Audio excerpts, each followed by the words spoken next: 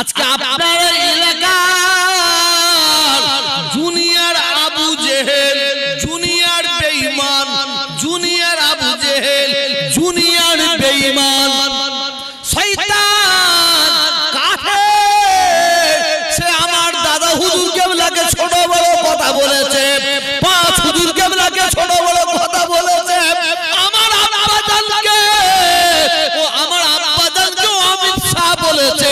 এর জবাবটা আপনারা দেবেন না দেবেন না? আর একটু জোরে বলুন, আর একটু জোরে বলুন।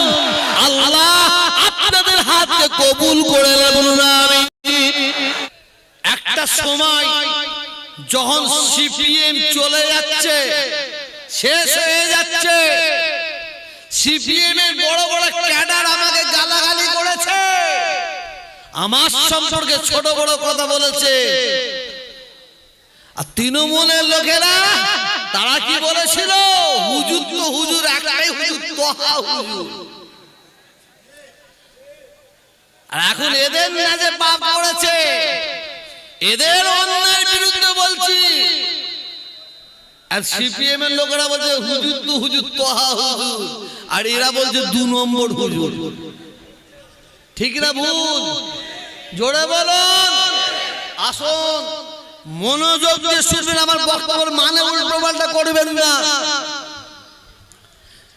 আমার এবং আমাদের সকলের নেতা 10টা হতে পারে না, 5টা হতে পারে না, 2টো হতে পারে না।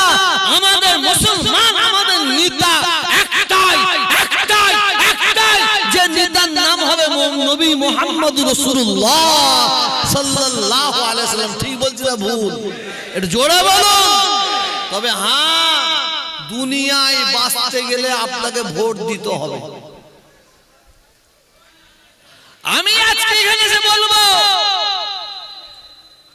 আপনারা অন্যায়ের বিরুদ্ধে ভোট দেবেন, ন্যায়ের পক্ষে ভোট দেবেন। অন্যায়ের বিরুদ্ধে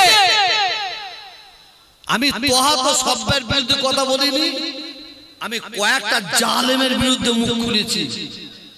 5-6টা জালেমকে আমি একাই খেয়ে নেবো ইনশাআল্লাহ, একাই খেয়ে নেবো।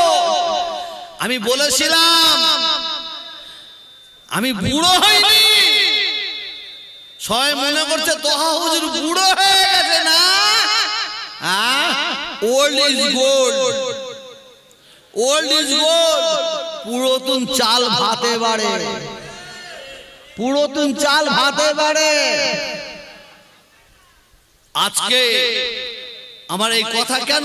ওই আমি অন্য অন্য তৃণমূলের নেতাদের বিরুদ্ধে বলছি।